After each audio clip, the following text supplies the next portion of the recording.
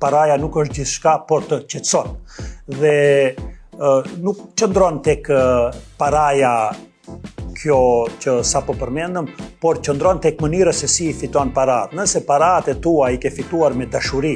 i ke fituar me dëmshuri, i ke fituar duke shtuar vlerë për të tjerët, pa varfruar diket, pa i marrë dikuj që nuk e meriton, pa i thyrë zemrat e të tjerëve, pa ndikuar tek njerëzit që ata të derdhin lot sepse ndihen të dëmtuar, atëherë